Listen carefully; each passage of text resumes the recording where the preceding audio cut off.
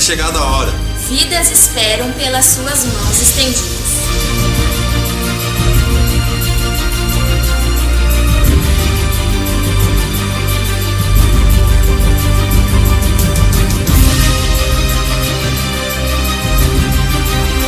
E o que você está fazendo?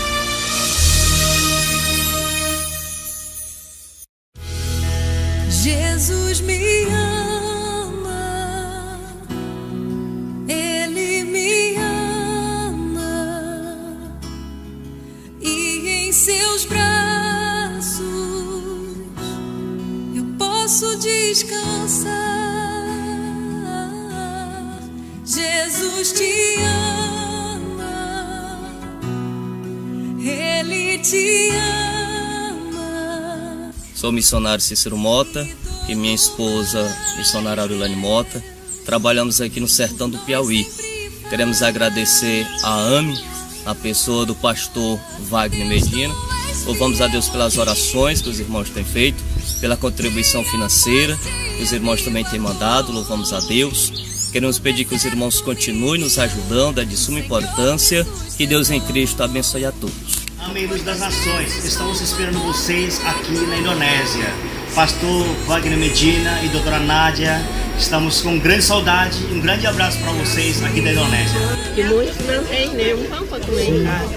E aqui eles têm mesmo. Queria agradecer a todos que colaboraram na festa das crianças. Muito obrigado pelo apoio.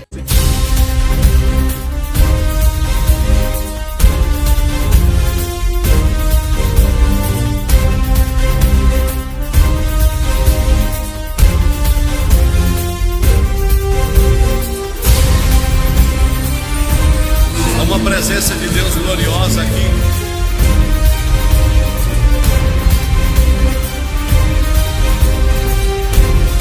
Muito obrigado, que Deus abençoe a AME, que abençoe os contribuintes.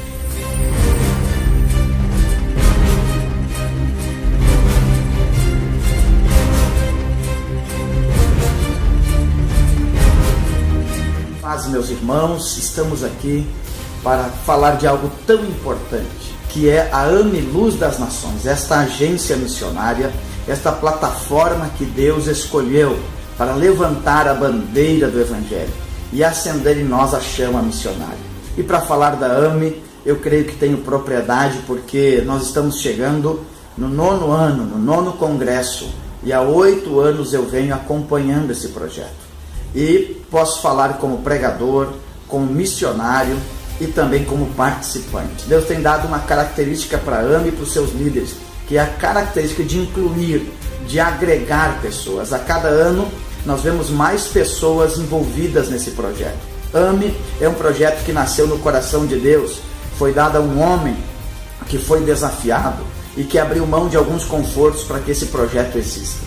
E cada dia as pessoas têm se somado mais. Então tenho visto como pregador, que é um congresso que motiva missões. Como participante, é um lugar em que a obra missionária está em alta. E como missionário, durante muitos anos no Uruguai, tivemos uma parceria firmada com a AME, e mês atrás mês suas contribuições chegaram. Então a AME faz parte de uma grande engrenagem, de um sonho de Deus para o Rio Grande do Sul. É uma obra nascida de Deus e que tem tocado pequenas cidades também do nosso estado gaúcho. Que Deus abençoe, e Deus está lhe convocando para fazer parte desse lindo projeto.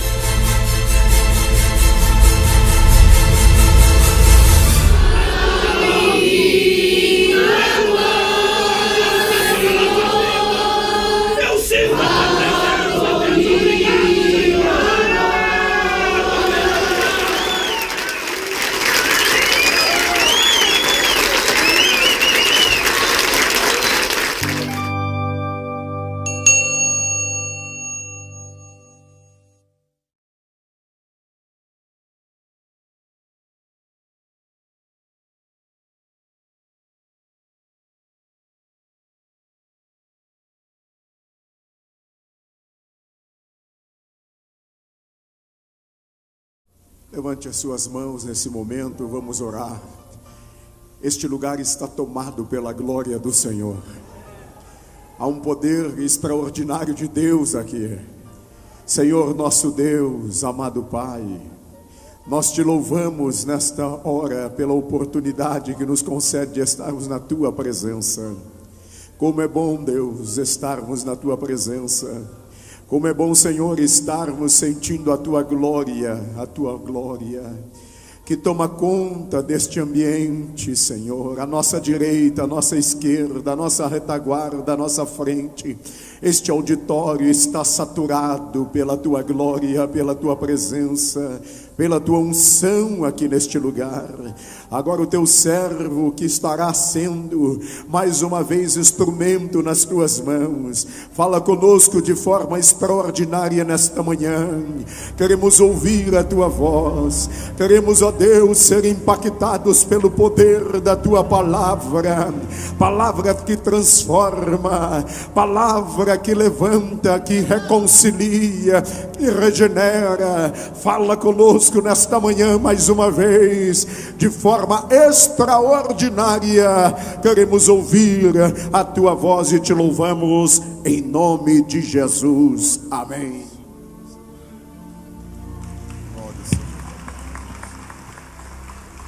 A paz do Senhor, queridos irmãos. A paz do Senhor, queridos irmãos. Em primeiro lugar, eu quero louvar a Deus pela oportunidade de estar atrás de uma santa tribuna para poder estar ministrando a palavra do nosso Deus. Ela que é imutável, porque não muda, mas permanece para sempre. Louvar a Deus pela vida dos meus pastores, que não são somente pastores, são pais, são amigos, são conselheiros, e que todo o tempo têm estendido as mãos. Há 15 anos, quando eu assumi a primeira igreja, ainda na juventude, recém-casado com a pastora Andréia, o Espírito Santo foi meu professor. Quando todos disseram: não vamos ser pastoreados por um menino tão jovem, Deus disse: vai para o monte, vai orar, porque eu vou te ensinar a pastorear. Um ano de pastoreado, pastoreando a igreja, Deus levanta um profeta e disse: esta igreja está sendo uma faculdade, porque eu estou preparando um casal, e eu vou te colocar do lado deste casal. Eu agradeço a Deus pela vida de vocês. Vocês foram presente de Deus para a minha vida. Amém? Cumprimentando os meus pastores, eu quero cumprimentar toda a diretoria da AME, os cantores, Cleiton, Sueli, a todos vocês que somaram, a todos os amigos, que Deus abençoe vocês, em nome do Senhor Jesus. Só o céu para retribuir o que vocês estão fazendo pela AME Luz das Nações. Deus abençoe a todos vocês. Pastor Marciano tem acreditado na promessa. Que Deus abençoe, meu amigo. Antônio Prado está sendo um referencial. Eu disse e vou falar de novo: Deus não recolhe um Moisés sem antes preparar um Josué. Deus recolheu para a glória um dos pioneiros na área missionária, que foi pastor Luiz Antônio. Mas pastor Luiz Antônio foi, e Deus levantou um Josué. Continua nesta força. Não é fácil, mas vai, prossegue, porque esta chamada Deus tem colocado. Nós somos uma igreja missionária. Deus abençoe. Queridos irmãos, sem perca de tempo, eu quero agradecer a Deus. Ela que não tem sido um exemplo somente como uma mulher em cima do púlpito. Eu posso louvar a Deus pela esposa que tenho, uma mãe, uma amiga e também um referencial de mulher de Deus. Eu posso dizer o que Provérbios fala, o que Salomão ele falou. Eu louvo a Deus pela vida da minha esposa. Pastora Andréia, te amo, meu amor, em nome de Jesus. Ela me deu duas heranças, que é o Miguel e o Samuel, um de 13 e de 8 anos, presentes de Deus para a minha vida. Amém? Queridos, sem perca de tempo, abra sua Bíblia comigo, livro de Atos dos Apóstolos, capítulo de número 4, o versículo é o de número 29, o versículo de número 30 e o versículo de número 31. Quero pregar subordinado à temática uma igreja militante. Diga comigo em alto e bom som: uma igreja militante. Atos dos Apóstolos, capítulo de número 4, o versículo de número 29, 30 e versículo de número 31 vai ser os versículos que vamos ler para fazermos uso e exposição da palavra do eterno Deus. Os amigos que estão nos assistindo pela live, pelas plataformas que estão divulgando esse congresso em outros países, os amigos da Espanha, Portugal, França, pastor Adilson lá em Orleans, pastor Carlos lá na Espanha, pastor Zaqueu lá em Portugal, que diz que estariam nesta manhã assistindo de lá. Deus abençoe a todos os amigos. Todos que acharam o texto referido, diga em alto e bom som, amém. Que nos diz assim o versículo de número 29 do capítulo de número 4. Agora, ó Senhor, olha para as suas ameaças e concede aos teus servos que falem com toda a ousadia a tua palavra, enquanto estende as mãos para curar e para que se façam sinais e prodígios pelo nome do teu santo Filho Jesus. Versículo de número 31. E tendo eles orado, moveu-se o lugar aonde estavam reunidos, e todos foram cheios do Espírito Santo e anunciavam com ousadia a palavra de Deus. Amém? Tome teu assento por um minuto e vamos à palavra do Deus eterno. Queridos irmãos, o texto que nós lemos aqui, para fazermos uso e exposição da palavra do Deus eterno, ele está registrado no livro de Atos dos Apóstolos, no capítulo de número 4, o versículo de número 29, o versículo de número 30. Todos nós sabemos, queridos irmãos, que ele nos fala de uma oração feita pelos lábios de duas fiéis testemunhas do Senhor Jesus, a saber, a figura de Pedro e também de João, que vão fazer uma oração. E esta oração que eles estão fazendo é pedindo mais ousadia ainda, para que viesse se fazer a obra da evangelização, a obra missionária. Queridos irmãos, a partir do momento em que a igreja começa a orar, a partir do momento em que os discípulos eles começam a buscar a presença do Senhor, reunidos com uma nuvem de testemunha, o versículo de número 31, ele é um versículo de resposta, pois o versículo de número 31 nos diz que moveu o ambiente com aqueles que oravam, com aqueles que buscavam a presença do Deus eterno, e todos foram cheios do Espírito Santo para anunciarem com mais ousadia ainda a palavra de Deus. Desde pequeno, queridos irmãos, eu aprendi, quando nós passamos pelos momentos mais difíceis e desertos e afrontas e dificuldades, a oração, ela sempre será a chave que vai ligar o meu milagre, que vai ligar a tua vitória no mundo espiritual. Pois a igreja clamou, e Deus, ele vai mover o céu para abençoar a sua igreja. É por isso, queridos irmãos, que Jeremias, sendo arauto de Deus, sendo boca de Deus, emprestando o seu ouvido, ele nos fala no capítulo de número 33 e verso de número 3, dizendo-nos assim: clama a mim e responder-te-ei e anunciar-te-ei coisas grandes e firmes que não sabe. Quando a igreja clama, Deus, ele estende as suas mãos para abençoar a vida do seu povo.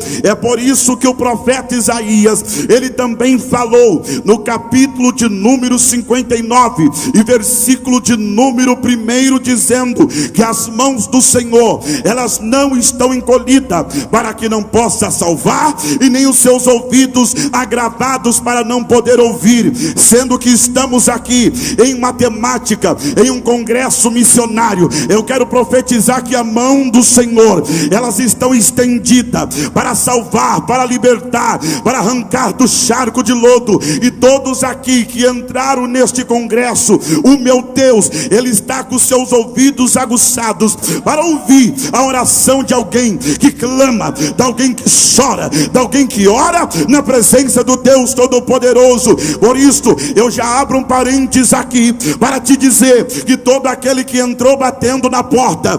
Hoje é noite da porta se abrir sobre a vida. Eu não estou falando de uma porta não de prosperidade. Eu estou falando da porta missionária que vai se abrir para fazermos a obra da evangelização, acessarmos lugares que não podia se acessar. Eu abro um parênteses aqui, que todo aquele que pede recebe, e todo aquele que busca encontra. Eu não sei o que está perdido na tua vida, mas aquilo que está perdido, hoje é noite de buscarmos e encontrarmos na autoridade do Deus Todo-Poderoso. Queridos irmãos, a oração, ela move as mãos do Deus Todo-Poderoso. Há uma pergunta que todos se perguntam: o porquê Pedro e João eles fizeram esta oração? No versículo de número 29 e no versículo de número 30, a resposta, ela ainda está no capítulo de número 4, pastora Nádia, pois a Bíblia diz que Pedro e João, eles haviam sido presos pelos oficiais do Sinédrio. Os oficiais do Sinédrio sempre foram aqueles que tentavam paralisar as ações da igreja de Cristo. Quando alguém se levantasse em nome do Senhor Jesus, pregando um evangelho que liberta, que transforma,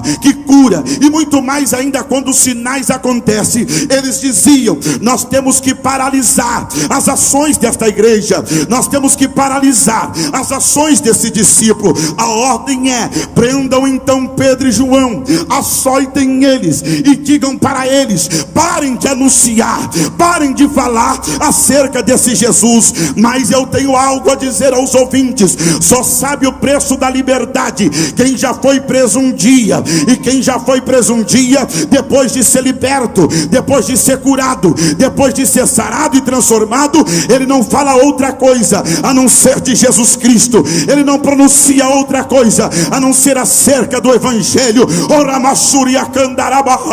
Ah, queridos irmãos, algo Deus colocou no meu coração, e parece que o inferno até hoje ele bate cabeça, não entendendo, porque toda a perseguição que se levanta contra esta igreja, ele não consegue parar. Ele levanta o seu exército, e o seu exército, pasme você, não é um exército desorganizado. Ele tenta de todas as formas parar a igreja de Cristo, ele tenta de todas as formas estatizar a obra missionária, mas ele nunca vai conseguir, porque à frente da obra missionária, à frente da igreja, está um general de guerra, e esse general de guerra, ele é o Senhor das batalhas. Eu nunca vi e nunca verei esse general de guerra perder uma batalha. Sabe por quê, queridos irmãos? Porque ele é colorado, ele é coroado em batalhas, ele nunca perdeu uma batalha. Queridos irmãos, escute o que eu vou dizer: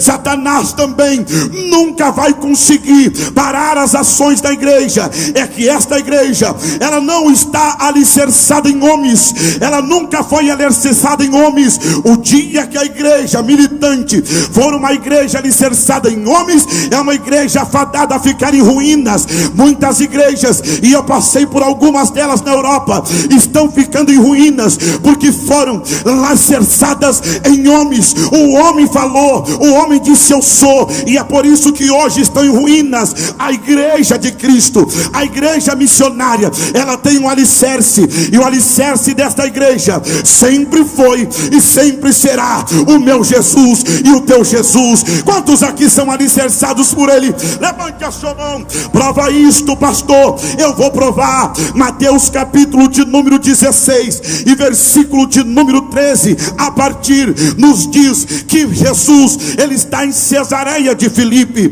Quando Jesus está em Cesareia de Filipe, uma grande multidão, ela se levanta falando muitas coisas acerca de Jesus. Jesus, quando ele chega em Cesareia de Filipe, ele vai até Pedro e diz: Pedro, o que os homens estão dizendo acerca de mim? Pedro disse: Senhor, eles estão falando muitas coisas acerca de ti. Uns estão dizendo que tu és João Batista, outros estão dizendo que tu é menos que um profeta. E acredite você, não faltou no grupo dos opositores, dos fariseus, alguém para dizer: ele é Beelzebu, porque as obras que ele faz é porque Satanás o está usando. Só que o que a multidão está falando acerca de Jesus não importa. O porquê que não importa? Porque a mesma multidão que vai ovacionar, vai dizer: opera milagre, faz sinais, é a mesma que vai dizer: mata ele, apedreja ele,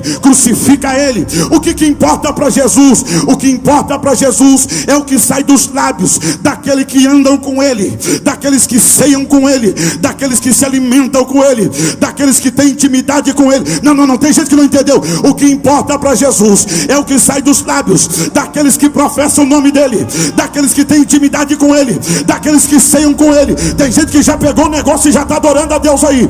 É daqueles que falam e são testemunhas acerca de Jesus Cristo. Oh, queridos irmãos,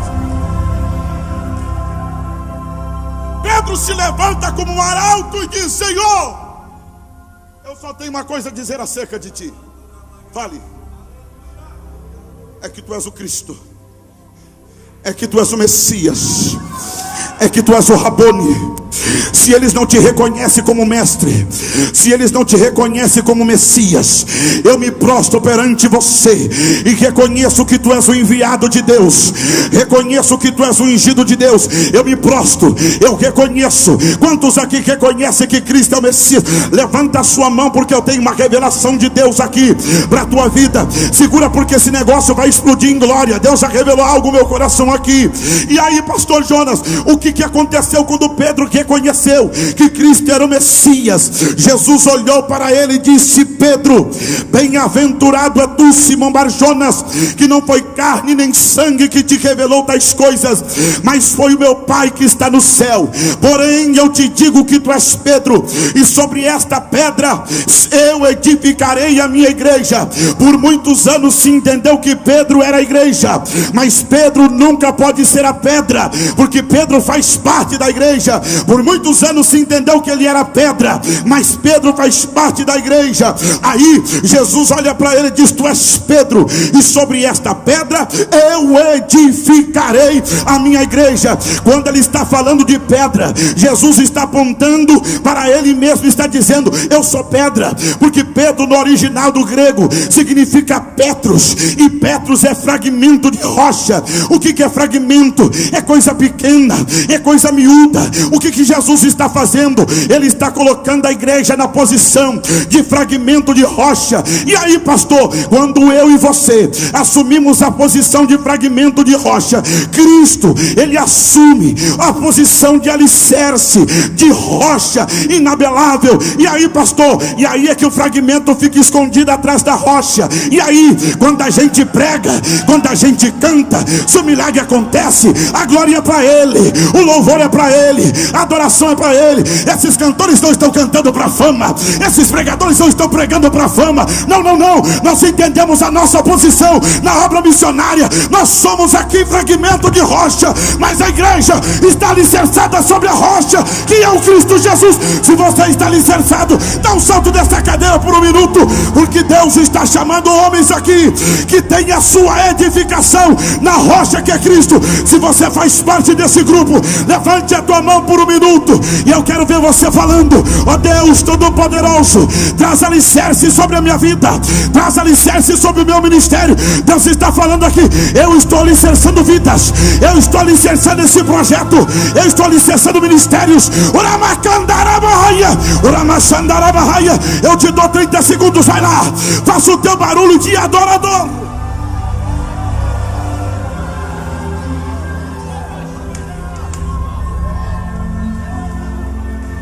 Levante a sua mão assim.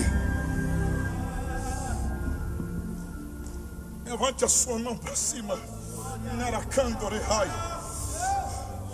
Porque quando ele reconheceu que Cristo era a rocha, Jesus disse: porque reconheceste que eu sou a rocha, eu tenho uma promessa para fazer para a igreja missionária.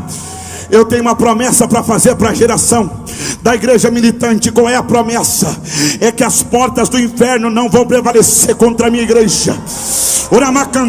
Não, tem gente que não entendeu. Eu estou dizendo que pode soprar o vento que soprar do inferno, pode ser de calúnia, de perseguição, não vai abalar a tua estrutura, não vai abalar a tua casa, não vai abalar o teu ministério, não vai abalar a tua chamada. Quem te colocou por cabeça foi Deus, não foi homem. O inferno pode levantar o que for, mas não vai conseguir abalar a estrutura da sua igreja. Ele disse ainda: Pedro, ainda mais eu te digo, eu estou te dando chaves do céu, para que tudo que tu ligue na terra seja ligado no céu, para que tudo que tu desligue na terra seja desligado no céu. Tem gente que não entendeu. Deus está te dando chaves espirituais hoje, chaves do reino, para você ligar no mundo espiritual.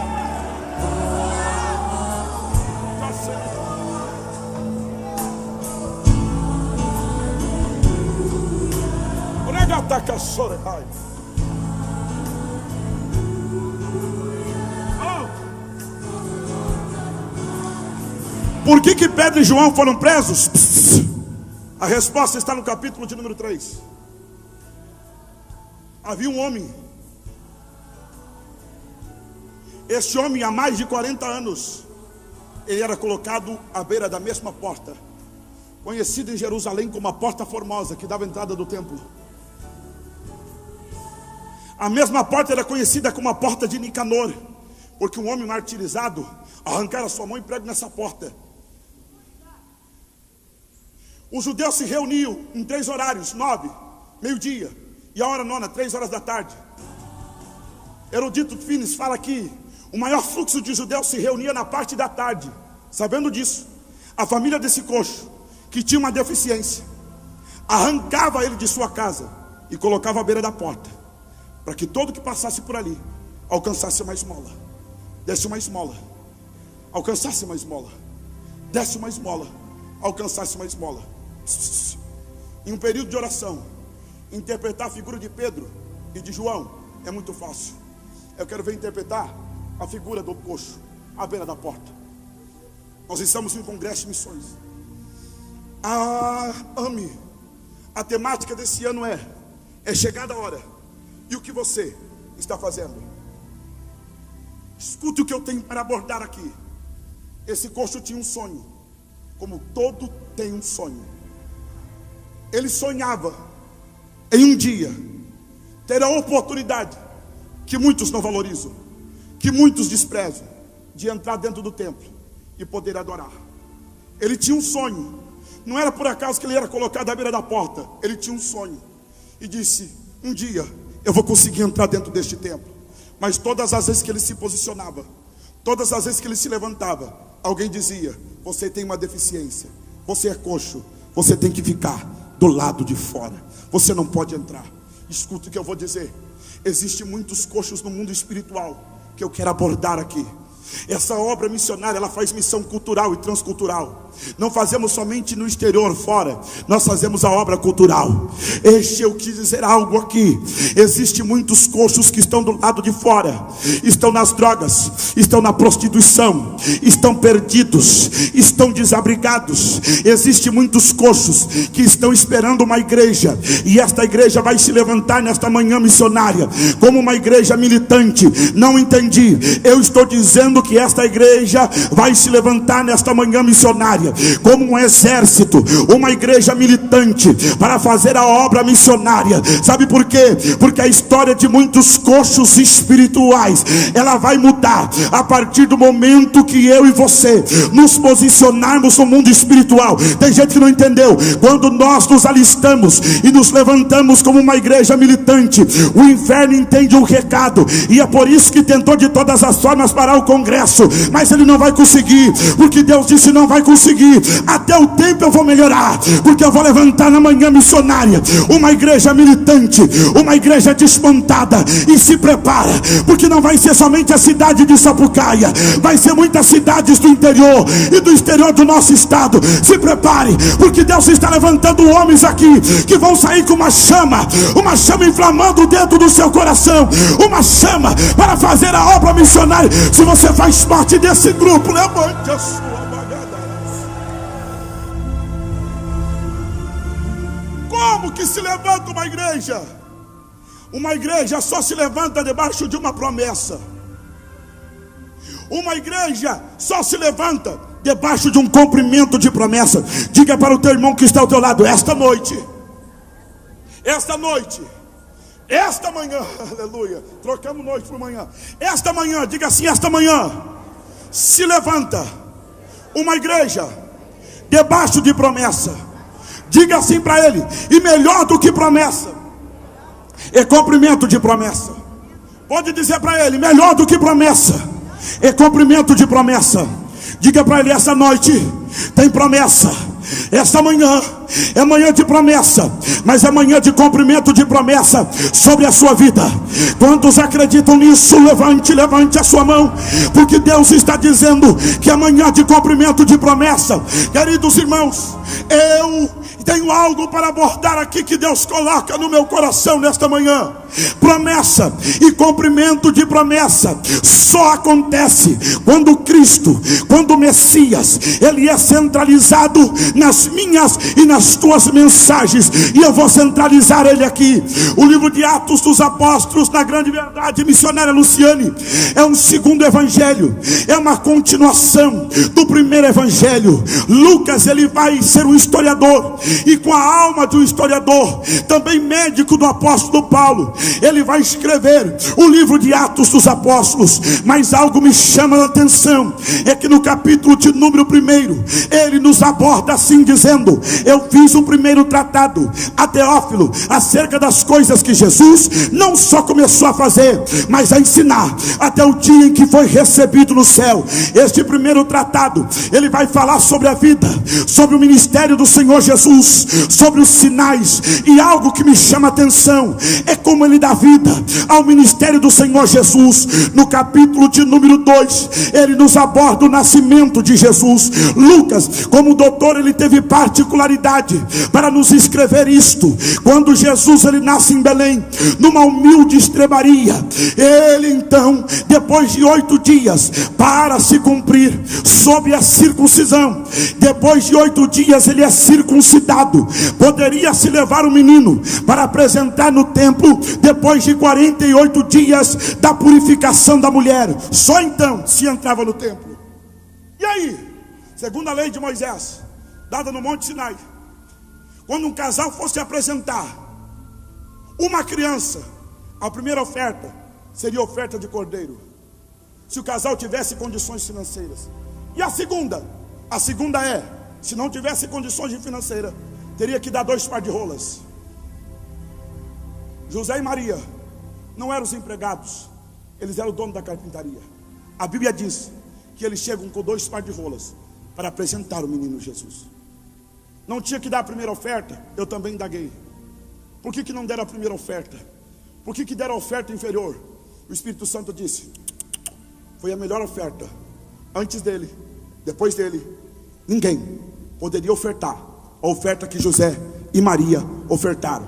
Como assim, pregador? Vou te dizer: nos braços de José estão as pombas, mas nos braços de Maria está Jesus. Sabe quem é Jesus? O Cordeiro de Deus sem mácula, o Cordeiro de Deus sem pecado. Quando o Cordeiro sem mácula, sem pecado, está entrando dentro do templo, Deus está dizendo: eu recebo esta oferta, porque esta oferta é oferta de cordeiro. Até agora ninguém ofertou uma oferta, mas agora tem oferta de cordeiro. E se tem oferta de cordeiro, eu dispenso a minha glória, eu dispenso a minha presença. Esta manhã não é uma manhã simples, esta manhã é uma manhã de oferta, mas tem presença de cordeiro. E se tem presença de cordeiro, está sendo recebido no céu, está sendo recebido no céu. Deixa eu ver onde tem presença de cordeiro. Deixa eu ver onde tem presença de cordeiro, porque onde tem presença de cordeiro tem glória de Deus, tem graça de Deus, tem presença de Deus. Deixa eu ver, se tem aí, levante a tua mão e adore. Esta manhã é uma manhã missionária, mas tem presença de cordeiro. Olha a voz.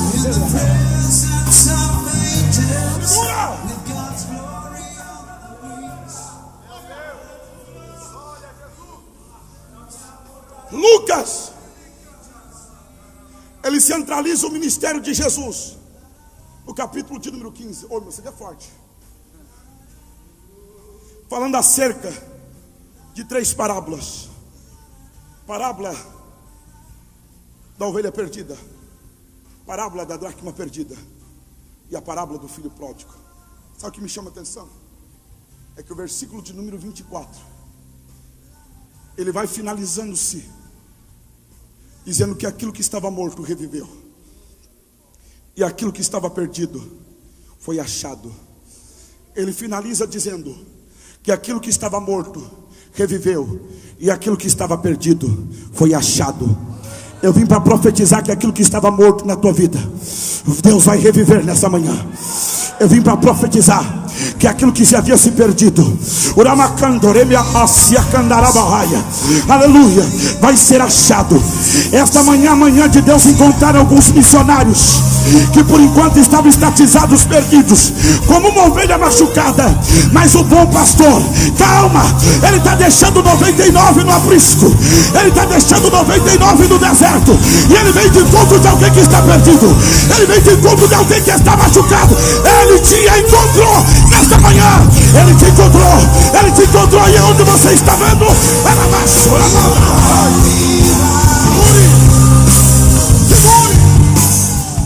Eu sei o que Deus vai fazer aqui. Há poucos dias, visitando os meus familiares no interior do estado de Júlio de Castilho, eu saí com meu tio e disse: vamos comigo ao campo. E era noite. No campo vizinho, os salteadores estavam salteando, roubando uma ovelha. E porque ouviram os nossos alaridos brincando, eles acabaram soltando a ovelha. E os cachorros de caça, os cachorros saíram atrás daquela ovelha. Aquela ovelha, ela veio fugindo, ela veio sendo afugentada, ela veio sendo machucada, porque ela estava muito machucada. Os cachorros trouxeram, porque foram treinados para isso, trouxeram até próximo de nós. Essa ovelha, ela chegou perto de mim, se encostou em mim, e eu segurei nela. Ela só tremia. Eu não vi gritos, eu não vi berros. Ela tremia, e por um minuto eu fui dizendo: acalma, acalma. E eu disse: tio, como é que eu faço para conferir a machucadura da ovelha? E ele disse: não existe forma. Olhando de cima para baixo não tem como. E eu disse: o que tem que fazer? Se ajoelha, coloca os teus joelhos no meio das patas dela, vai visualizando, vai procurando, para nós podermos colocarmos o remédio nela, para nós podermos sarar a ferida dela, para nós podermos estacar o sangue dela. Ei, escute, existe um momento na minha vida e na tua vida que quem nos olha de cima para baixo não quer estender a mão, não quer nos ajudar, não quer entender a nossa dor, não quer entender a nossa causa. Mas quando isso não acontece, tem um que deixa 99 e vai de encontro de você, vai até a tua vida. Ei, e melhor do que isso, ele se abaixa frente a frente com você, ele olha no teu olho e diz: calma, eu sei aonde está doendo, eu sei aonde está a machucadura, e aí eu tenho bálsamo que pode curar esta ferida, eu tenho bálsamo que pode curar esta machucadura. E aí, pastor, depois de curar, ele te tira do chão, te coloca nos ombros e te traz de volta para casa, te traz de volta para a promessa, te traz de volta a sonhar, te traz de volta a projetar. Hoje Deus está tirando alguém do chão para mudar a história, para te tirar desse vale.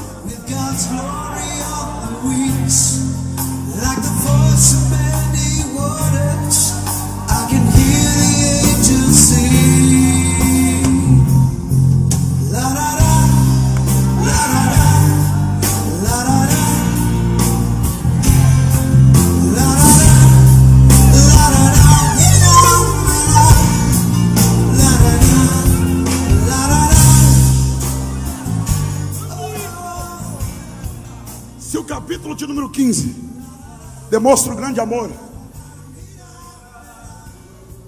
o capítulo de número 23 expressa, fala, nos demonstra, para se cumprir o texto de João 3,16, que Deus amou o mundo de tal maneira que deu seu Filho unigênito, para que todo aquele que crê não pereça, mas tenha vida eterna. Escuta o que eu vou dizer aqui. Nós já vamos partir para uma parte muito especial. A cantora Sueli já entra adorando, mas eu tenho algo para te dizer, igreja militante. O capítulo de número 23, ele nos aborda o momento em que Cristo, no horto do Getsemane, ele é traído por um beijo. Alguém dá um beijo e disse: é ele que você tem que prender. 1.600 homens,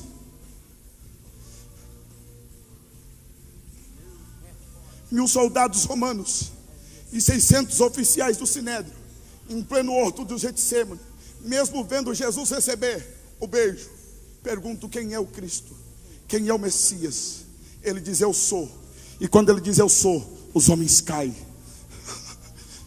Ele espera eles se levantarem, porque Jesus não podia ser preso, ele tinha que se entregar. Que momento é esse? Noite de quinta-feira. O que está acontecendo em Jerusalém? É o momento que os cordeiros começam a ser apartados, missionária Luciane Viana, para sexta-feira serem sacrificados. Cristo disse: eu estou me entregando como cordeiro sem mácula, como cordeiro sem pecado, eu estou me entregando. Escute o que eu vou dizer aqui. A noite toda sendo sentenciada. No dia de sexta-feira ele está sendo crucificado, ele está sendo chicoteado, estão lhe surrando, estão zombando dele. No dia de sexta-feira, digam que se ele é rei, ele tem que ter coroa, coloca uma coroa de espinho.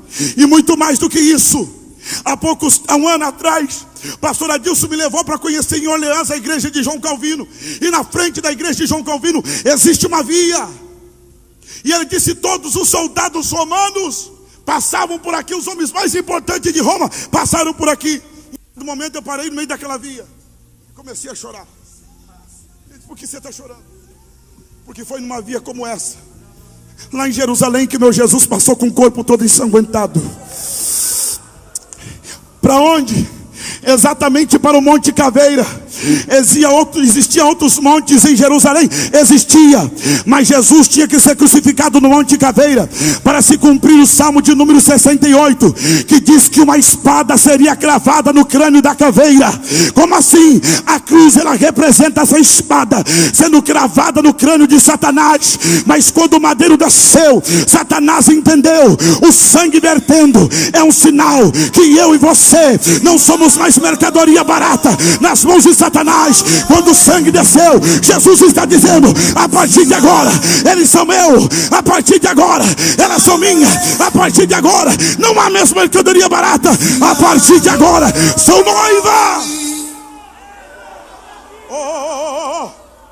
Você sabe o cuidado que Deus, você sabe o cuidado que o marido tem por uma noiva?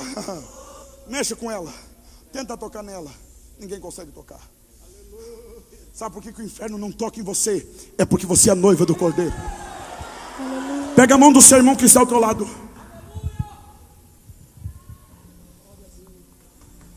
Ô pastor, deu um nó na minha cabeça agora. O Senhor falou que ia falar sobre o dono da promessa. Mas como é que vai falar do dono da promessa se o dono da promessa está morto? Calma. Porque passou a sexta, passou o sábado, e para se cumprir o Salmo de número 30, a minha pastora falou sobre isso ontem, sobre as Marias.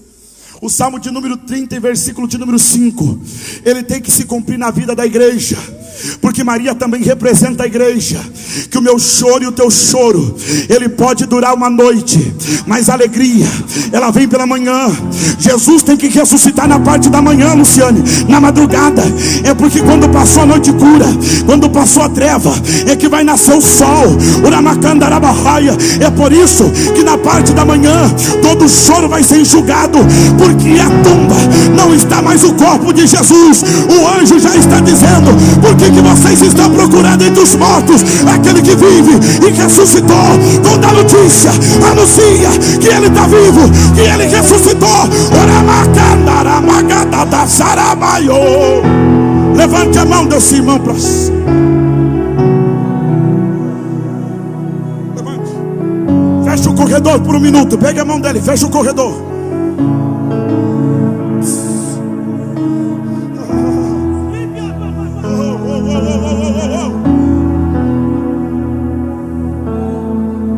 Aqui que Cristo ressuscitou para te pegar no meio do caminho.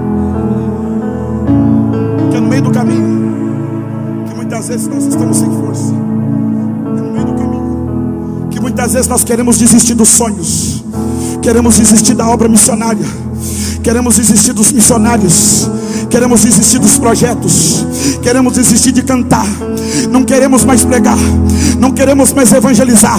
Eu sei que muitos escândalos se estourou no Brasil, mas aqui eu conheço esses dois aqui, são homens de caráter e mulher de caráter, e vocês vieram aqui, aleluia, porque alguns estavam no meio do caminho acerca da obra missionária, mas Deus te trouxe aqui, meio do caminho para quê, pastor? Para desistência, para desistir dos sonhos, para desistir do projeto.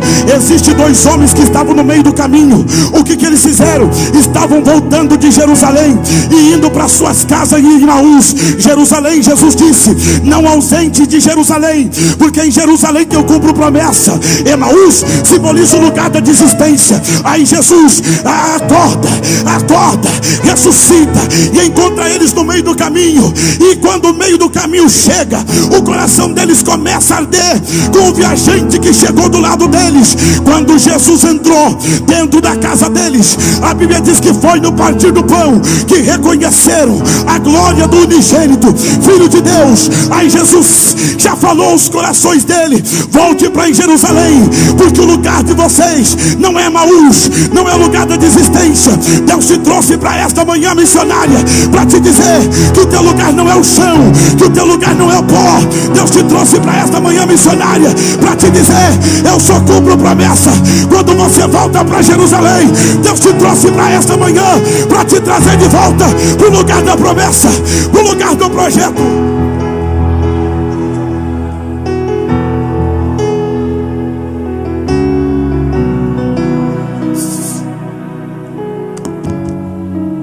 É a partir de Jerusalém que nós começamos a fazer o que não estávamos fazendo, porque essa é a hora do fim.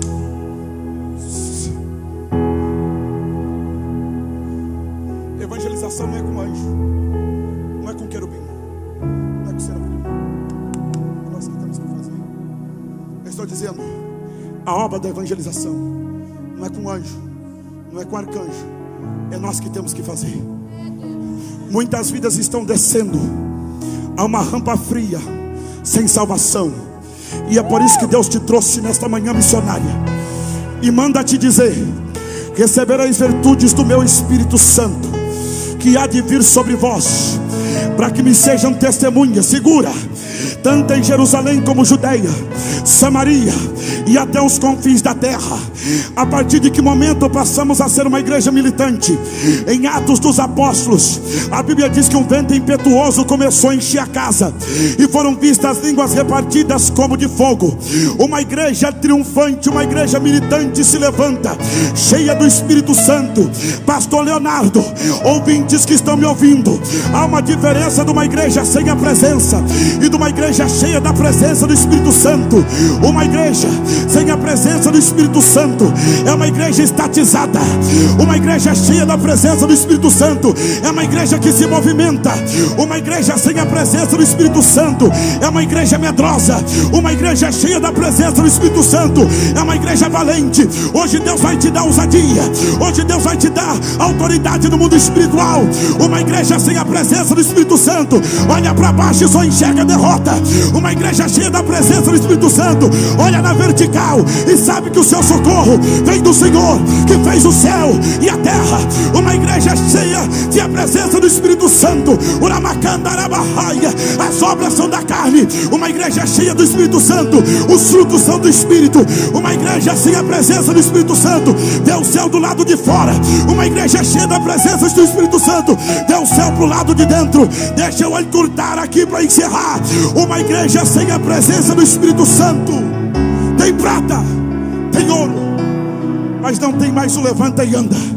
Em nome do Senhor Jesus, Tem gente que chegou aqui e quem sabe não tinha uma moeda, mas Deus vai te encher tanto, tanto, tanto, tanto, tanto, que todo coxo espiritual do lado de fora, aleluia, da tua igreja, da tua cidade, da tua família, você vai chegar lá cheio, mas cheio do Espírito Santo, que vai dizer: eu não tenho prata, eu não tenho ouro, mas o que tenho, isso eu vou te dar. Levanta e anda, em nome de Jesus. Levanta e anda. Ei, escuta, melhor do que mandar levantar e andar. Antes da promessa, ele não podia sonhar, mas depois da promessa, ele começa a saltear, porque ele entra pulando, ele entra saltando. Existem muitas pessoas que depois dessa manhã missionária, Deus vai te usar, e eles não podiam acessar esse templo, mas depois desse culto, eles vão entrar e vão acessar, porque Deus vai te tornar um gerador de promessas, um dínamos, uma dinamite na mão do Senhor. Levante a sua mão, porque eu vou contar até 3. A levita vai adorar o nome do Senhor, e agora é você com Deus, mas o Espírito Santo me autoriza a dizer: eu vou começar a renovar crentes agora, eu vou começar a batizar com o meu Espírito Santo. Eu conto 1, a tua vida não será mais a mesma.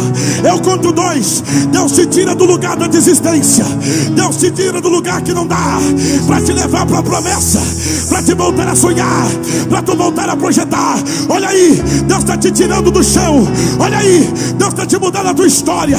Olha aí, Deus está curando a tua ferida. Eu conto 3, agora, agora, agora, agora, agora.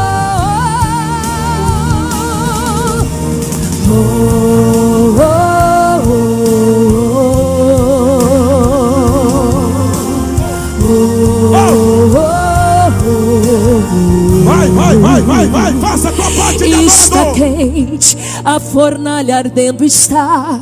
Parece que o crente não vai aguentar. A cada dia esquenta mais, o fogo aumenta e você diz: ai, ai, ai, ai. Pro ouro ser provado é assim, o ourives tem que lapidar e é aí que ele põe e tira do fogo até o ouro brilhar o dobro. É o processo para ser perfeito. Quanto mais quente, mais brilhante, mais intenso, está doendo, está derretendo, está tomando forma. Deus está aparecendo. Deus tem que refletir, Deus tem que aparecer. O ouro só serve se o ourives consegue se ver. É assim na sua vida. Deus tem que brilhar, então brilha, brilha Deus, brilha Deus. Quem tem que aparecer não sou eu. Brilha Deus, brilha Deus. Esse lugar é só teu. Brilha Deus, brilha Deus. Quem tem que aparecer não sou eu. Oh, brilha Deus, brilha Deus. Esse lugar é só teu.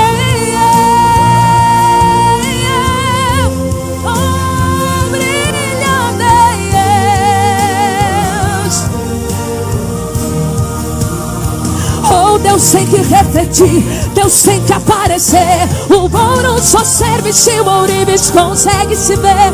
É assim na sua vida. Deus tem que brilhar, então brilha, brilha Deus, brilha Deus. Quem tem que aparecer não sou eu. Brilha Deus, brilha Deus. Esse lugar é só teu. Brilha Deus, brilha Deus. Quem tem que aparecer não sou eu. Oh, brilha Deus, brilha Deus. Esse lugar é só teu. Brilha no louvor, brilha meu Senhor. Pode brilhar, sou adorador. Brilha nesta igreja, traz a tua glória, que diminua eu, que cresça a tua glória. Brilha no louvor, de Deus, brilha meu Senhor. Pode brilhar, sou adorador. Oh, traz diminua eu, que cresça, oh brilha Deus, quem tem que aparecer não sou eu, oh brilha Deus, esse lugar é só teu, brilha Deus, quem tem que aparecer não sou eu, brilha Deus, esse lugar é só teu, brilha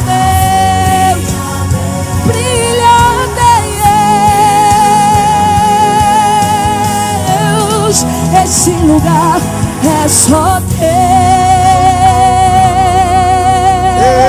Levante as suas mãos para cima.